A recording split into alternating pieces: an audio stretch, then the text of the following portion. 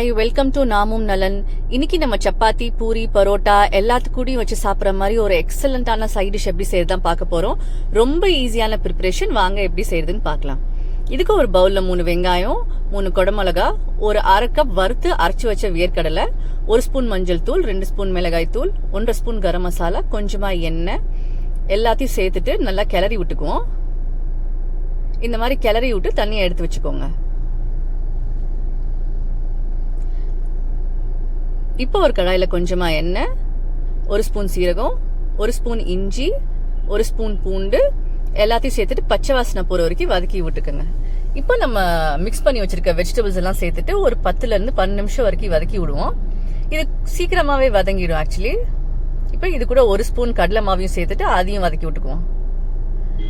1 நிமிஷம் வதக்கி விட்டுட்டு 1 கப் தயிர், 1/4 கப் தண்ணி, தேவையான அளவு உப்பு எல்லாத்தையும் சேர்த்து கிளறி விட்டுக்கோங்க. கிளறி விட்டு மூடி வச்சு வதக்குங்க. இது தண்ணி பிரிஞ்சு எண்ணெய் வெளியே வரணும். நல்லா மசால் கன்சிஸ்டன்சிக்கு வர்ற வரைக்கும் நல்லா வதக்கி விட்டுக்கோங்க. பாருங்க, நான் ஒரு 10 நிமிஷம் தான் மூடி வச்சு வதக்குனேன். அதுக்குள்ள மசாலா ரெடி ஆயிடுச்சு. சூப்பரான ஆனியன் கேப்சிகம் மசாலா ரெடி. நீங்களும் ட்ரை பண்ணி பார்த்துட்டு கமெண்ட் செக்ஷன்ல எப்படி இருக்குன்னு சொல்லுங்க. தேங்க்யூ.